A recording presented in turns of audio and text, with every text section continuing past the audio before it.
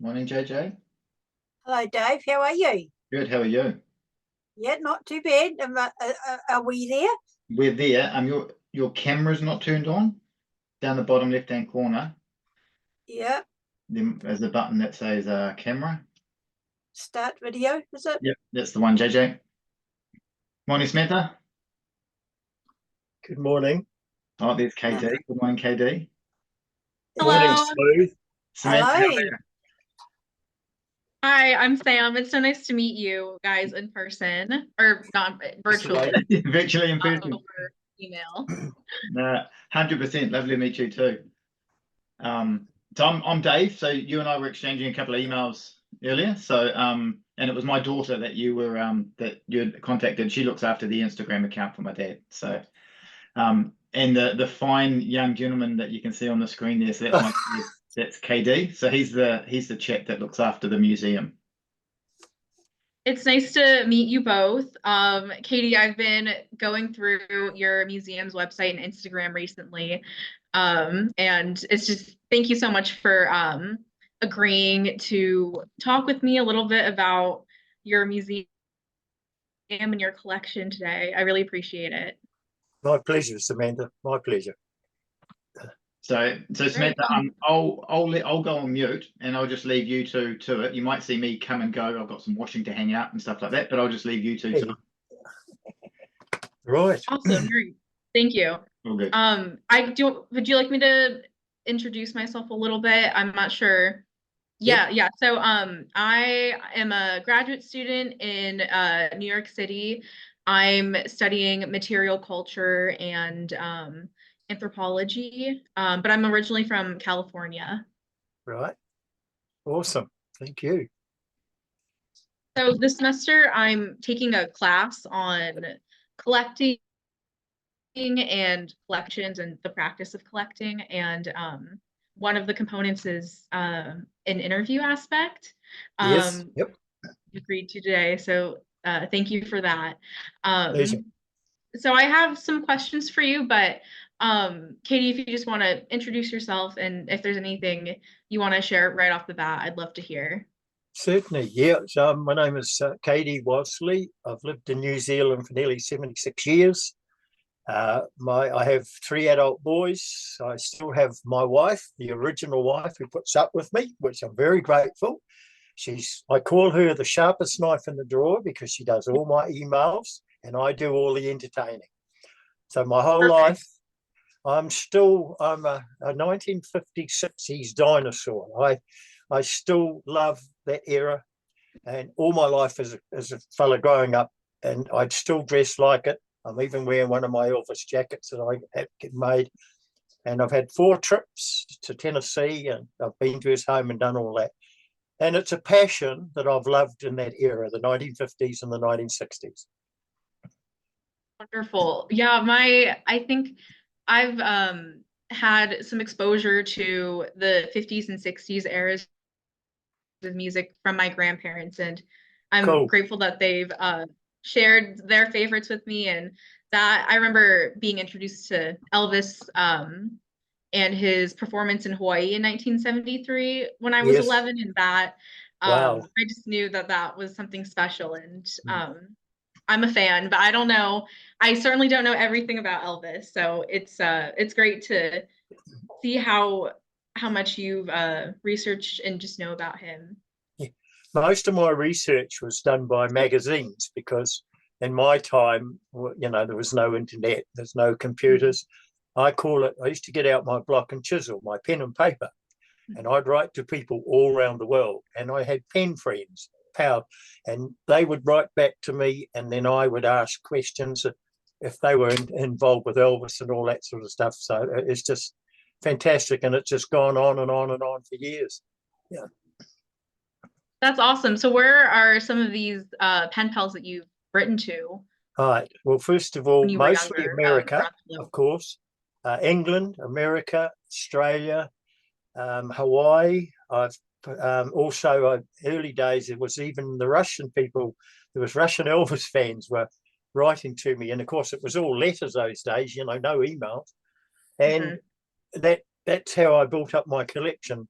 mainly because of my age. I grew up in the 50s and 60s, which that's when Elvis was at his top, if you know what I mean. Mhm. And Samantha, what I loved about it was the way he dressed, the way he had his hair, Mhm. sideburns, and all this grease that I used to put into my hair. Loved it. I even drive an American Cadillac. That's how much I love it. I've got an American Oh, Cadillac. that's incredible. Yeah, I know.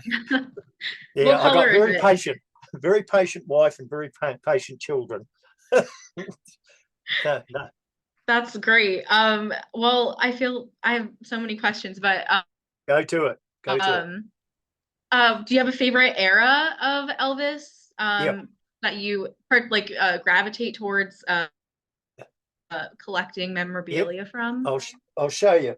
Can you see that photo? Oh, sorry. I think your video might be off. Yeah, Oh. Katie, the camera's stopped. I don't know if JJ can press start video again. Oh, yeah.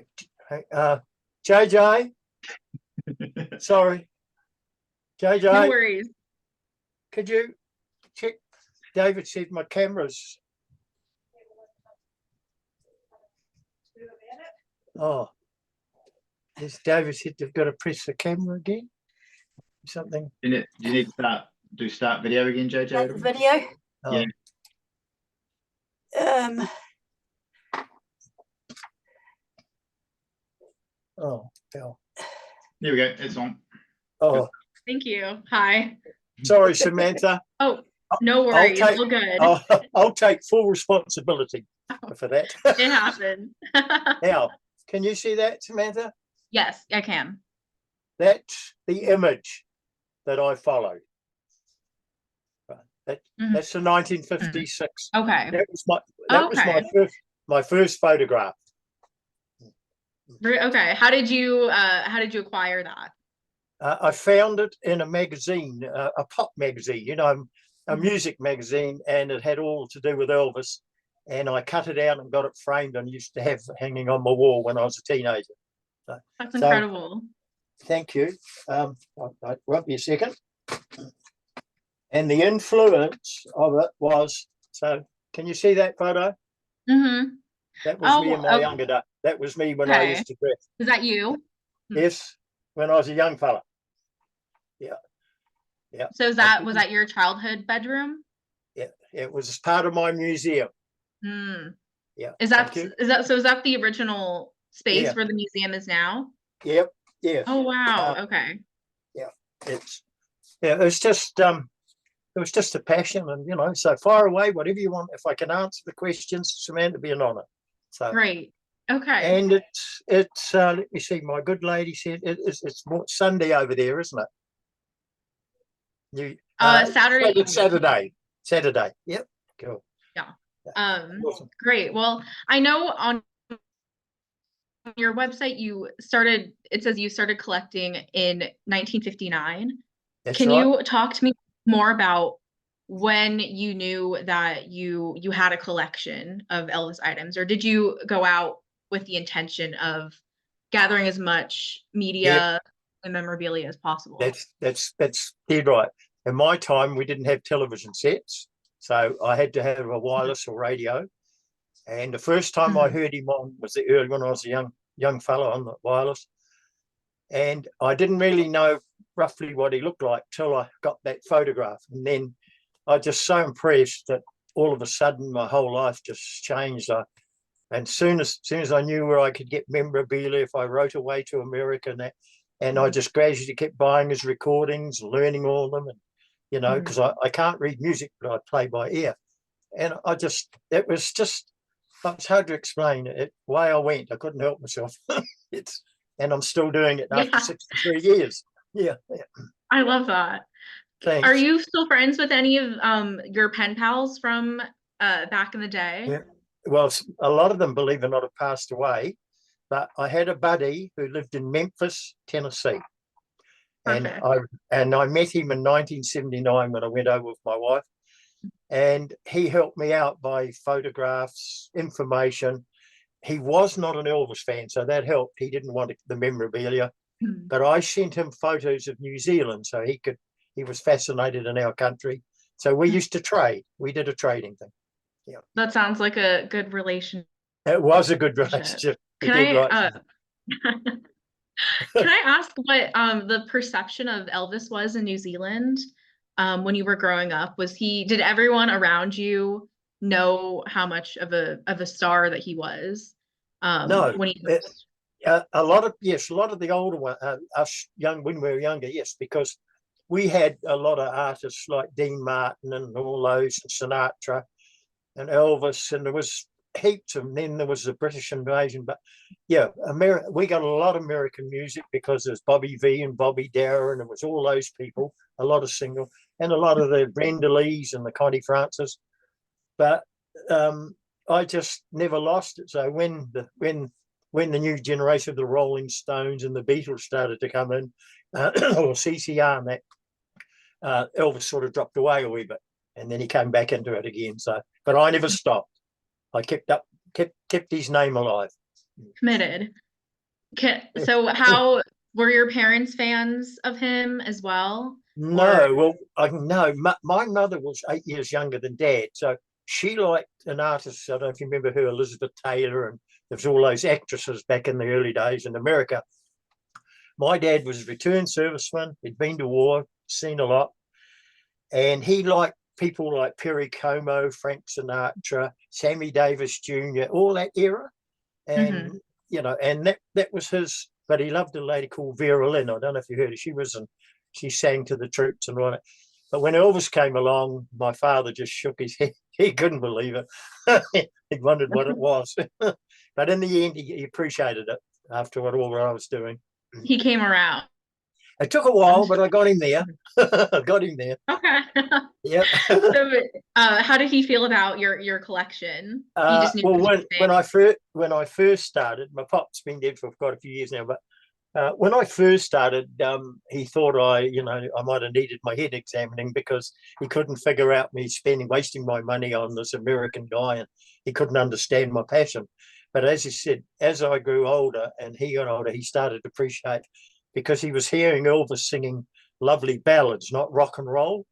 Mm-hmm. And when he was singing songs, "Are You Lonesome Tonight?" and "It's Now or Never," Pop thought, well, this isn't too bad. He couldn't believe it that was Elvis singing those sort of stuff. So he came around in the end. Yeah. Okay. Probably peer influence a little bit, right? Just a little bit, not too much though. Great. So I know you've talked about magazine pictures and photographs. Yeah. Do you have any type of memorabilia that you have, like, is a favorite of yours at this point in your collection's history? Like vinyls or apparel or anything? Yep. Gosh, I'll put this up for you, and this will give you a brief. Right. Can you see that? Yes. Is that too close? No, I can see it. It's a room. I see the some vinyls on the back, and then that's right. Well, that's part of my museum. Okay. Yeah. Now, the music, the recordings are my specials. I've got them from all around the world. Russia, Czechoslovakia, USA, all collected things, all different. They're all special to me, even though I've doubled up in songs. But these records are unique to each country. I mean, I even got an LP from Russia. I got Czechoslovakia, Denmark, Spain, Chile, all Australia, New Zealand. They're all special editions. Yeah. And is that because of the pen pals that you've made over the years? Okay. That'll be right.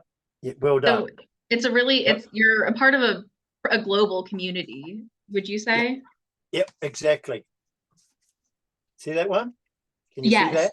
Yeah, oh. Heartbreak Hotel. Yeah, that is my first record I got when I was in 1959-60. Wow. Is it opened? Yeah, it still plays. Yeah. Oh, that's awesome. Yeah. And they were gifted to me. People like this fella, Fats Domino. Mm-hmm. This guy here, Buddy Holly. Mm-hmm. And this bloke here, the American Mr. Jerry Lee Lewis. And they were Yes. gifted to me way back. And as you can see, there's my name's on the back there, and you can see, Oh, okay. That's yeah. nice. And that's how it all kicked off. And away I went. Away I went. So at this point, do you have an estimate of how many items you would say are part of your collection? Yes, I can tell you that there's over 10,000 Elvis items in my private museum. And it's Okay. taken me 63 years to do it, though. Right. So honestly, I'm very proud. They come from all over the world to have a look at it. It's just wonderful. It's really impressive that you've been able to keep everything, but also just that you have items not like outside of New Zealand as well. Yeah, I've been told that, yes. But there are a lot of collectors around the world. If I, I mean, I've been given an autographed LP of Elvis signed and everything. It was given to me by a guy in America, and it's my pride and joy because I never met Elvis, but I met the musicians that worked for Elvis. And I met some of Elvis's family, at Graceland. But no, so that's the only disappointment that I never saw him live. Yeah. I see. That's life. That's life. So outside of your pen pal circles, what are some other ways that you go about finding pieces? Are you ever looking for I'm not a specific item? Yeah, Samantha, it's not the same. I'm not really doing it now because a lot of the stuff that comes out I've already got. They've duplicated. But I treasure the magazines that I paid, 2 shillings or whatever, is a couple of dollars for, which they're fetching $300-400. Some of them, That's what I treasure because I've had them so long, and they look old and they look vintage. As my boys call it, the geriatric museum. So fair enough. Yep. So how does your family feel about Elvis and your collection? Is everyone an Elvis fan? Well, I'll kick off with the wife. Okay. She's very patient with me, and as I say, she does all my email, and she set up today because I'm not that good at it. Question time is, I'm very grateful. When I started courting her, or if you know what I mean, she really didn't know much about Elvis. Now the poor lady's had to put up with it all these years. So I'm very grateful. My boys are so supportive. My oldest granddaughter, who's Itana, what she's done for me and what these things, I'm proud as punch of them, and I'm proud of her too for what she's done. And her father's been a good influence too. And he's my first boy. As you know, who's organised all this. It's been wonderful. So it's a real family affair, would you say? Well, they've had no option living with me. You know what I mean? Take it or leave it. Yeah, take it or leave. Yeah, well, the thing is, I'm very grateful. No, the boys are very supportive, and they've all got their hobbies and their interests. But I live in a small town, and I'm very grateful that I can meet people from all around the world that have come to visit. I don't charge anyone. It's just a donation. I've never charged because it's my hobby, my passion. That's wonderful. Thank you. Can I ask what your professional life career is? I was a painter and decorator, and I used to paint homes. I had two staff, and I was in painting business I was a painter for 57 years, and I went out on my own in 1973, and I retired when I was 73 years of age. So, and I still, it's the music that motivates me and keeps me alive. I still dress like it. I'm pleased I've got some hair I can swish back to. It's not as dark as it used to be, but that's life. Yeah, he has an iconic style for sure. He had it very much so. Very much so. I'm sure we'll see trends recycling that now. Yeah. It'll come back in the pop culture. Yeah, that's right. The wheel, you're quite right, Samantha. The wheel does turn. So fashions sort of come in and out, don't they? Yeah, definitely. Even, for sure. That's so wonderful. Okay, so how did you I guess open up your museum, when was the moment that you knew that you wanted to open up this experience for the public to see for themselves? Well, it wasn't. Now, it was when Elvis was alive, the museum was here, but nobody visited it because they never really had it open, and nobody really took much interest. But then when he passed away, all of a sudden I was getting interviews, and then something else, and then a TV company wanted to do something. And then, as you can see, I don't know, you've seen the website and all the photo, and my oldest boy's done that for me. And then all of a sudden it just took off. And now, like I said, when you get people coming from the USA to in a little town, we don't even have any traffic lights. That's how we're just a small country town, as far as I'm concerned. I call it the village. And people are coming all the way from the States, Belgium. I've had them from all over the world. And my visitors book's full of different names. It's just wonderful. Even from France, they've come to New Zealand and they've found out about my home. So it's been a great journey. Great journey. Yeah, I found out about your museum. I think I was just Googling Elvis collections and it came up, and Wow. how I found you. And you wanted, and you actually want to interview me. Hey, well, I'm on it. Thank you, Yeah, Samantha. I think it's really I think it's so important to see what fans are doing for the Yep. years that they have followed for years. And I think, you know, like outside of like museums and like more like private institutions, Yep. it's good to see what like people of the community can create for themselves and for other people, Very if much so. that makes sense. Yep. Yeah. Oh, it's fantastic. It's got also it's built my confidence and things and interviews and you get to meet so many different personalities and meeting entertainers, you know, different music entertainers and getting invited. And the museums really helped me. And, you know, even costume wise, clothing wise, I've always dressed in the 50s and 60s style. Yeah, and it's a great motivation. Is that a good word? I'm really motivated by Yeah, that's I can definitely see that. it. Wait, so what year did you like officially advertise or like open the museum? No, it was phone.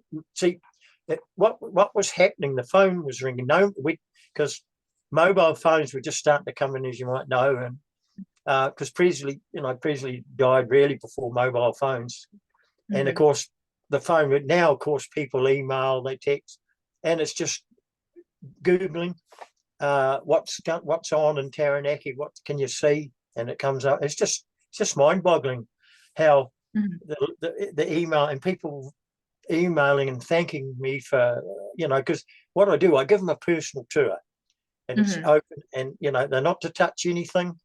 They can take photographs. I don't charge them, but they love it. It takes them back in time because it's an era gone by. So that's what it's all about, that era when my growing up time. So it's wonderful. How many people do you like show give tours to every year? I know I'm sure it's probably been different since COVID has happened. Yep. But if you have like an estimate of the groups of people you've taken. Well, all I can put it, I can't give when COVID it went down when COVID came along, but then everything started to pick up. People started to travel, and I'm seeing a lot more overseas people. I'm on my 12th visitors book since I've been open since 19. I opened it up about 1980, and it really wasn't set for the public because it wasn't meant for the public. And then I've designed it so that people can see all the photographs, the music, the records. I have 2 screens running in it, so you can see Elvis singing and interviews, and people really get motivated. So it sounds like a great setup. I hope I can make a visit one day. Oh, gee, that'd be a real honor. No, well, you're doing me proud just interviewing me, so you know people get to know. Yeah, it's great to just to hear your own process. Do you have like a log of everything you've collected, or Yeah, just, yes, a lot of it I've written down because I said I'm old school. Mhm. Block and chisel, pen and paper. I write down all my bits and pieces. As you Mhm. can ask me, I've got over 10,000 items in the museum now, and 30% has been donated to me from people around the world because they've come to visit Mhm. and they've given me stuff, and I kind of run out of room. So, but he's not allowed to live in the house. I'll be sleeping in the museum if that starts. Okay. Do you have a favorite item you've collected? I'm sure, I mean, 10,000, I feel like it'd be difficult to choose just one. But Yeah. if there's an item that has like a story that has stuck with you, I'd love Yeah. to hear it. Yeah, there's a lot of them. There's some personal. I was awarded a replica gold disc by Elvis's RCA record company in New Zealand for my dedication and devotion. My signed lady from Stuttgart, Germany, photo of her mum and dad with Elvis, genuine, donated, things like that. I have my own personal photos with Elvis's uncle and things like that, and photos with the musicians, the drummers. All those things are special to me. His home when I went to Tupelo, Mississippi, going to his birthplace when I was 34 years of age in 1982. In 1979, I was very honoured. I won a little trip to the States through my devotion to a radio station competition. In 1982, I took the wife in 79. In 82, I went back for the Elvis official opening of Elvis's home, because the home wasn't open until 1982. So I got in a few months after, because you couldn't, when I went over the first time, you couldn't go in the house. And then for my 70th, I went over with one of my sons who helped me out because his knowledge with, with all computers and all that, and the phones. And I went back there for my 70th, and I went back again the following. So I haven't been back. I was my oldest boy. We planned to go over again for my last time, but COVID came in and all the knots. And so I'm hoping one day that I can take my oldest boy with me. So he's already been himself back in the old days. So it's wonderful. Yep. Well, I hope I hope you'll get to make that trip soon. Well, I'd like to go with him, that's for sure, because I know he's pretty switched on fella, so I'll follow along and behave myself. Yeah. What was it like going for the first time Oh, to Graceland? well, I'm going to give you a straight up honest thing. When I got there, the first time just to go and walk up that thing, it was something I wanted to do all my life. I forgot I had my wife there. That's how bad it was. So I just was lost in it. I just loved it. I thought, hell, that's right. I've still got my wife here. I remember her. So she was very patient and, well, putting up with me for it. And so we visited lots of things that I wanted to see. And it was just, you have to be a fan to appreciate it, and it was something I've never forgotten. It's stuck in my mind, I mean, it's 79, first time was 1979, was a long time ago. But I treasure my photos and everything. It's just wonderful. When you went there, did you bring anything back home that made it into your collection? Yes, I did. I picked up, well, a lot of photos. And when I had my photo taken with Elvis's uncle and cousins, and I was allowed to stand by Elvis because Elvis's pink Cadillac in the early days was just sitting underneath his carport. Well, I went over, just to see that and photograph it, and there's so much, and see where he was buried and that. My biggest regret, I wish I'd love to have seen him live, especially the early days. Oh, I'd have loved it. Is there do you have like a specific concert or tour in mind if you had to pick? Yeah, well, this is hand on my heart. My buddy in Tennessee, Roy, sent me 2 tickets to Burbank, California, where Elvis was doing a 1968 special. No seat number. You could go there. Yeah, he got me the tickets for it, but you could sit anywhere you want in this show. He was dressed in black leather. I'd love to have gone, but I was, I was courting the wife, marriage, more, just didn't have the money to do it. And fly to America in 1968, 69, and I was only in my 20s, was a lot of money, So I Yeah. didn't see it. But I've still got the tickets and they're all framed. So they're my pride and joys. That's wonderful. Yeah, well, I mean, I feel like you're still connected with him through so Yep. many other avenues. Oh, that's right. There's so much there that it never goes away, you know. And Mhm. out the front of the museum, modern tech, in the early days, we painted Glaceland. We actually painted it. A sign writer friend of mine. I'm a painter, of course. But then technology come along, so we've got beautiful. It's all photo of Graceland. Got Elvis silhouetted up in the sky, looking down on him home. The doorways, a big photo of Elvis in '68. When you walk in, and then all the coloured lights and the music's on, and everybody comes in, goes back in time. It's just, yeah. You can see I haven't lost. Well, my wife thinks I've lost the plot, but what the hell? Yeah. Yeah. So for your collection, or I guess your museum, do you have everything displayed in a specific manner or just in a way that Yes. you think, okay. Could you Yeah, I explain have. this to me? Yeah, I've got my record players in one place. On one wall, I have my celebrity wall, these are people, entertainers, have come to visit. On Mhm. one wall, all the musicians that worked with Elvis and DJ Fontana, Scotty Moore, and all those people, James Burton, guitar, they're all their photos that I've met. They're signed. And then one side, I have all statues, books on one side. Then you go into another room, all the vinyls in plastic, and it's all covered, and the CDs and cassettes, you name it. There's just a whole era of my gone through, you know, and they're all on display.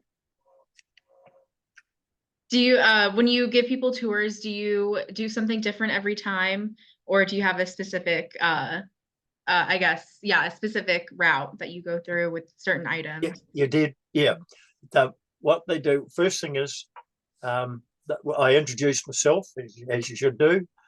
And then I go through the routine where no bags are allowed in there because a lot of it's in the open.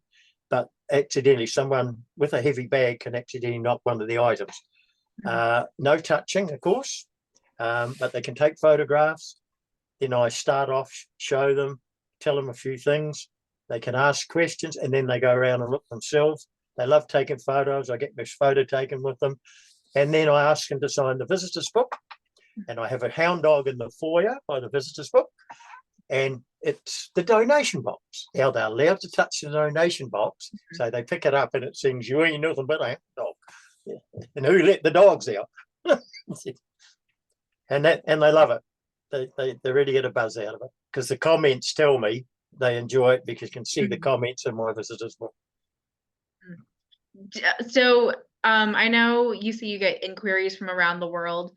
Do you get, I mean, I'm assuming most people you get at your museum are Elvis fans. Do you ever get anyone who doesn't have a background history of Elvis? You are spot on, Samantha. You wouldn't believe it, but there are hundreds and hundreds of people that have said to me, "Look, we're not really Elvis fans, but they just come, curiosity's got the better of it." When they walk in, they're quite surprised because all of a sudden they see a record player. "Oh, I had one of those way back 40 years ago. Oh, we didn't think it's going to be like this." And then they see my dinosaur photos because they were taken by cameras, not mobile phones. And that's how it's all come about. And they do. And their comments are wonderful. And then a lot of them, I've got younger ones that come and school and they want to do stories on it. They don't know much about him, but they're fascinated because the old time phone. I got old phones in there that the era that Elvis got. Oh, what are they? You know, and some have never seen a vinyl record. These young people, it's just fair enough. Yeah. Yeah. It's. I feel like technology changes so quickly, so it's good that young people are being introduced to. Oh. Well, Samantha, I can't keep up either with some of them, you know. I mean, I've got American 8-tracks, you know what I don't, you know what I'm talking about? Yeah, and my old Cadillac, it's got an 8-track and it's about this big. Well, that's another part of the collecting, that it's all to do with that era, you know. And of course, I have my Elvis hats and Elvis jackets. I've got I've gone to the shop where Elvis used to buy his clothing in Beale Street, Memphis, and I bought back some duplicate copies of coats that he wore. So they're hanging up in my museum. So I'm very proud of those. That's My really early ones, Samantha, have all shrunk on the coat hanger. They don't fit anymore. So, they all just hang up and they're on display too. just, yeah, display. Perfect. Yeah, that's all they are, display. Yeah. So have you received a lot of publicity or I guess inquiries from the media about your museum? I sure have. Yep. It's been. Can you, yeah, Yep. go ahead. I've been on there's a program over here called 7 Sharp, and it's all to do with people and collecting, and I've been on that. I've been quite a few to talk back. So I had a TV host here come do a breakfast show with us, and it's just and it's cost nothing for this publicity because they don't charge people, and they're keen to see. And I've done heaps of radio interviews. Every anniversary, when Elvis' anniversary, I get talk back. They'd get me on the radio, and they'd start talking about it, and then and yeah, it's been heaps. And of course, there are people like yourself who found out about it, and now you're doing this interview. Well, it's giving me more publicity, isn't it? It's fantastic. Well done. Have you? Well, this is all to you. And I think social media is definitely one of the ways people get found and all that. You're So quite right, I'm Samantha. glad that you have that different channels. Yeah.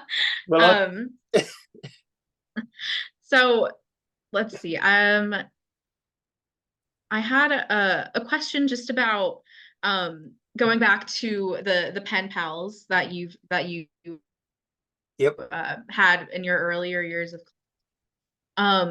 so how did you meet these people? You said through magazines? Yes. Mostly, or in the early 50s and 60s, the old magazines at the back, when you finish reading through, these magazines had everybody, all the different American artists and that, and at the back there were people like, say, from Canada, say someone in Florida or Hawaii, and they wanted pen friends to write to, and then all of a sudden underneath they'd say, oh, I'm a Fats Domino fan or Jerry, and then next minute I'd see, oh, Elvis fan. So they'd have the address because so I'd write it down, and I'd get out my block and chisel, I'd send them a photo right away to them. Next minute they'd write back. It might take about 3 or 4 weeks, but I got it. Hey, Sam, that's how it all started. Sorry to interrupt, Sam. Hey, so we've got 2 minutes left on my free call. Happy to leave it. You could either wrap up, or we could just, when this call finishes, just restart the same call again with the same details. Up to you. Yeah, that'd be great. I just have a couple more questions, if that's okay. So, and that should be right, shouldn't it? We should be right. Perfect. Okay. Okay. Do we want to end this now, or just wait till this one runs out? I reckon, how about we'll just end it here, and then I'll just get my mum to come back in and restart the call. Okay. I'll talk back. Okay. Okay. Thanks, Samantha. Thanks. Talking about soon. Thank you.